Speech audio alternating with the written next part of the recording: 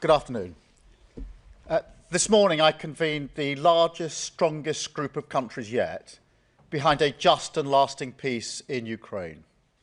Now, a huge amount has happened since I brought leaders together at Lancaster House here in London.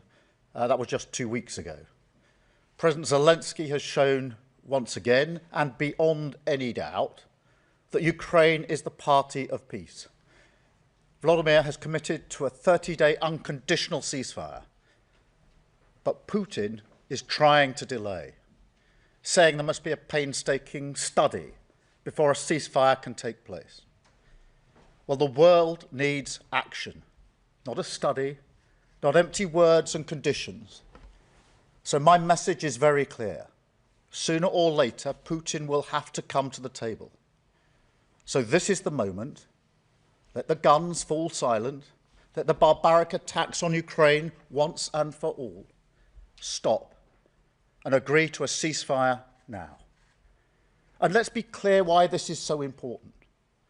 Russia's appetite for conflict and chaos undermines our security back here at home in the United Kingdom. It drives up the cost of living. It drives up energy costs. So this matters deeply to the United Kingdom. That is why now is the time to engage in discussion on a mechanism to manage and monitor a full ceasefire and agree to serious negotiations towards not just a pause, but a lasting peace, backed by strong security arrangements through our coalition of the willing. And we won't sit back and wait for Putin to act. Instead, we will keep pushing forward. So the group I convened today is more important than ever. It brings together partners from across Europe, as well as Canada, Australia and New Zealand, with backing from others too, including Japan. We agreed we will keep increasing the pressure on Russia, keep the military aid flowing to Ukraine, and keep tightening the restrictions on Russia's economy to weaken Putin's war machine and bring him to the table. And we agreed to accelerate our practical work to support a potential deal. So we will now move into an operational phase. Our militaries will meet on Thursday this week here in the United Kingdom to put strong and robust plans in place to swing in behind a peace deal and guarantee Ukraine's future security. President Trump has offered Putin the way forward to a lasting peace. Now we must make this a reality. So this is the moment to keep driving towards the outcome that we want to see, to end the killing, a just and lasting peace in Ukraine, and lasting security for all of us. Thank you. I will now take some questions, starting with, I think, Hannah from the BBC. Hannah. Thank you, Prime Minister. You've said now is the time for concrete commitments. Can you give an example of a concrete commitment that has been made this morning? How many countries have indicated they might put troops on the ground, for example? And a second, if I may, you're doing all of this work on what a peacekeeping force might look like. What if Russia simply won't accept one?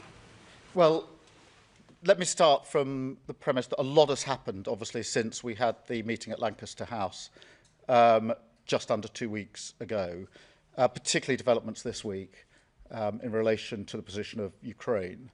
And the group that met this morning is a bigger group than we had 2 weeks ago.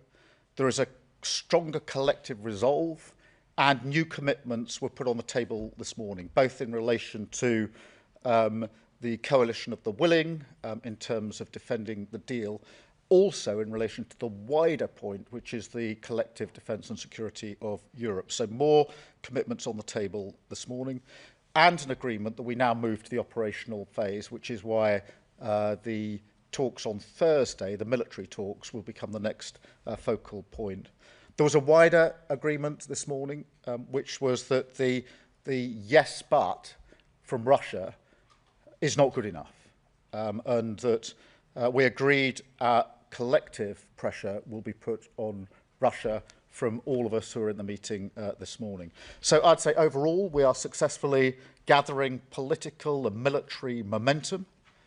I think more widely there was an appreciation this morning that a wider argument that I've been making that goes beyond just the question of Ukraine is that Europe needs to step up in its own defence and security. And so we moved forward on that front today because some of the commitments that were made were beyond simply the coalition of the willing in relation to making sure that we can defend any deal in Ukraine if one is reached, but also a step up for the collective defence and security of Europe, which is a really important part of the argument I've been making about the era that we're now in.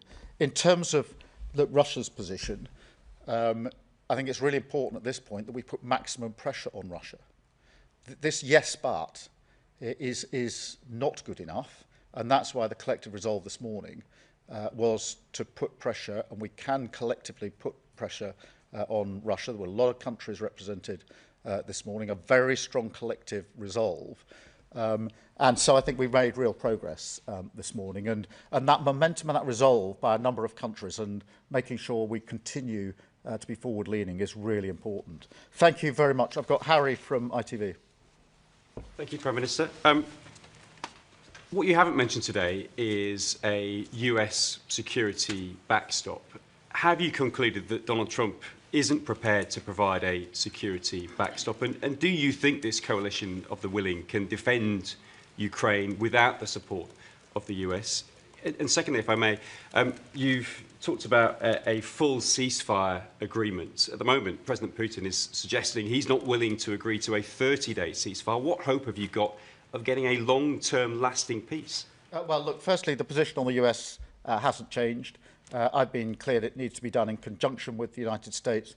As I think you know, we are talking to the US on a daily basis. My NSA was over there yesterday, I just arrived back this morning. So the position on doing this in conjunction with the United States hasn't changed, and that's why we're having the detailed discussions that we are.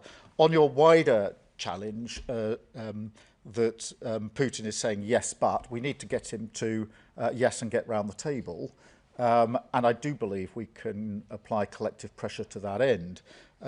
2 weeks ago, I was challenged on whether we'd even get as far as we've got now. We have moved forward, and that is good. We now need to move forward again. And I think that having a collective resolve, which is a demonstration of the sort of momentum that we're building up now, political momentum, which is important to keep many allied countries on the same page, but also the military momentum, which will go into Thursday's meeting now, which is very much an operational planning meeting. Thank you very much. Sam from Sky. Sam Coates, Sky News. Prime Minister, I'm struggling to work out what the coalition of the willing actually does on the ground. As far as I understand it, UK troops couldn't fire at Russian troops. If Russian troops opened fire, we couldn't retaliate, and nor could anybody else, because of what that would provoke. So is it just some kind of slightly more tepid training mission in reality? What's the basis on international law? What's the remit? And why couldn't the UN be involved? Well, the operational meeting is where the discussions are taking place as to what the capabilities will be. I've indicated a willingness for the United Kingdom to play a leading role in this, and indicated that if it's necessary, that will be troops on the ground and planes in the sky. There are different capabilities from different countries, but those are the operational discussions that are going on in relation to what this coalition of the willing will be able to provide. But obviously, we've got to get a deal first, so there's the pressure that needs to be put on to Russia to get around the table, to get the deal. Then there's a question of a ceasefire for a possible short period, and then the lasting peace that we need to see. But if there's going to be lasting peace, there's going to have to be security arrangements. I've been clear and unwavering about this, because we know from history, recent history, that a deal without security arrangements is not something which Putin respects. And therefore, it's in all of our interest to make sure the security arrangements are robust enough to defend the deal and to hold the peace. Otherwise, we'll repeat the history of recent years where Putin will breach the line again. Thank you. Caroline from the Sun. Caroline from the Sunday, Caroline from the Sunday Times. Prime Minister, the Russian leader has said his nation needed guarantees before it would consider the 30-day ceasefire, and later urged Ukrainian troops in the Kursk region to surrender. Given the obvious advantage to Putin of a delay, what are the pressures that you can now use to bring Russia to the table? You've talked in your statement about sanctions. Are you now willing to seize those frozen Russian assets? And also, what is your message to President Trump about the urgency of the situation now, that he must be part of the coalition to bring Putin to the table? I think there are 2 points of pressure. The first is more military capability for Ukraine, and fresh commitments put on the table this morning in that regard. So this group is moving forward on that. That's short-term military capabilities and longer-term military capabilities, because we also see Ukraine playing its own part in any security arrangements, which is very important. In terms of the sanctions, yes, we want to tighten the sanctions still further, and we discussed this morning how much further we can go, including the question of frozen assets. That is a complicated question, as I think everybody appreciates. So we discussed further sanctions that have got nothing to do with the assets, which we will take forward as a result of this morning's discussion, but also a continuing discussion about what more can be done on the assets themselves. Thank you. Mikey from the Sunday Mirror. Hi, Prime Minister. There's a possible, perhaps even likely scenario where Vladimir Putin doesn't come to his senses, where he continues putting unreasonable demands on any ceasefire, on any negotiated settlement, perhaps doesn't even come to the table at all. And in that scenario, we can't be certain that Donald Trump is going to side with us and not with him. What's plan B?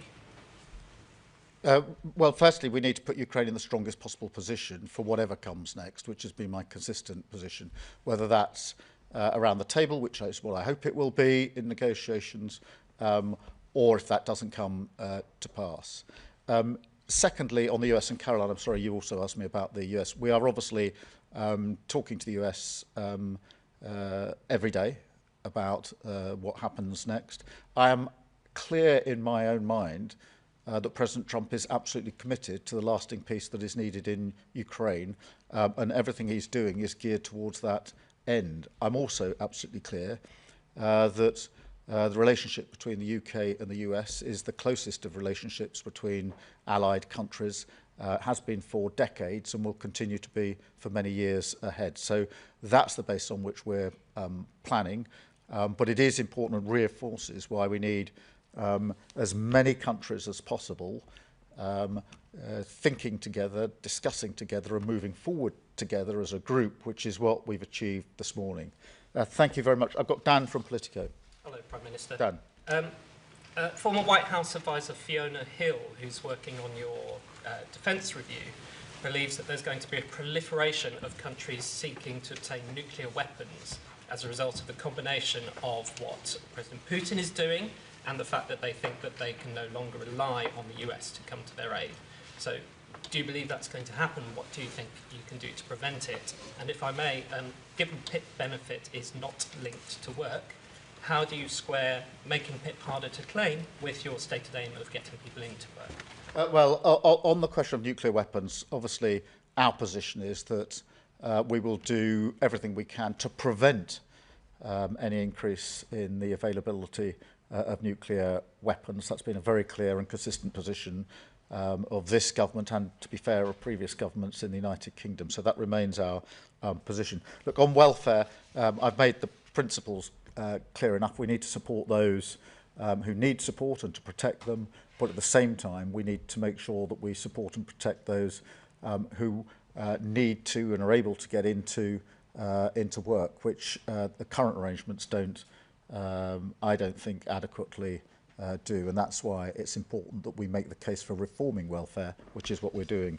And I've got Anna from the Mail on Sunday. So the examples of pressure you've given, Prime Minister, are things that the UK has done before and to date, and they don't seem to be working considering the Kremlin's response. How are you concerned about that, and is there anything you're going to do to ensure that pressure is actually more effective, perhaps. Donald Trump has just announced specific travel bans for Russian nationals included. Is that something you're considering? Well, look, firstly, the effect of the sanctions on the Russian economy have been pretty profound.